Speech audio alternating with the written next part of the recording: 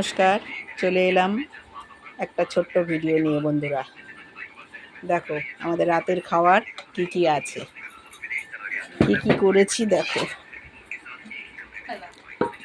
আমি গেছিলাম ডাক্তার দেখাতে, চেক আপ করাতে।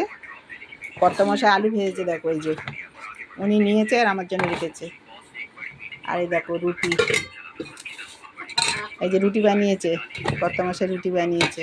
আমি ছিলাম না, এই কিছুক্ষণ আগে বাড়িয়ে এলাম। আলু ভাজা ওনাকে দেবো। আর আমার খাওয়ার জন্য এই যে দুধ জাল দিয়ে রেখেছে, শুধু চিনি ছাড়া। আমার খাবার হলো দুধ দিয়ে রুটি দিয়ে খাবো, জানো তো বন্ধুরা।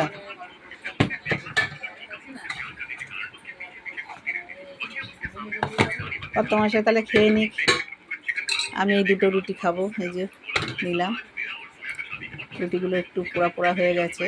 পারে না তো, বেটা ছেলে পারে না, যা করেছে সেটাই অনেক। কি বলো বন্ধুরা, আমার কাছে সেটাই অনেক। দেখো দুধে ভিজিয়ে দিচ্ছি, রুটিগুলো একটু নরম হলে খেতে আমার ভালোই লাগবে। চিনি দিয়ে খাচ্ছ কেন? আলু ভাজাটা নিয়ে নাও, একটা থালার উপরে নাও। নাও, এটা নাও, এটার উপরে নিয়ে নাও। চিনিটা সরাও, নাও, নাও, এর উপর রাখো। হ্যাঁ, এর উপরে নিয়ে খেয়ে নাও।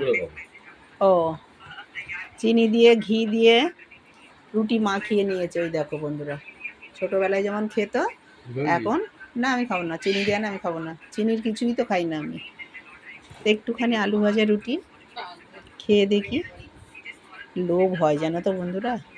কিন্তু লোভ বলতে কি, আলু খেতে নেই, যেহেতু আমার সুগার আছে, তো অল্প একটুখানি নিয়েছে। এই দেখো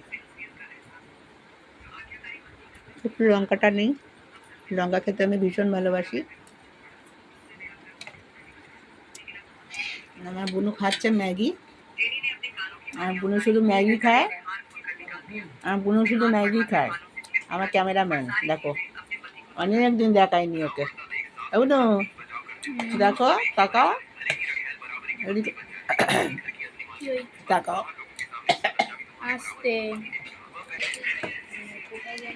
জানো তো বন্ধুরা, আলু ভাজা দিয়ে রুটি দিয়ে খেতে খেতে আমার ভীষণ দেরি হয়েছিল।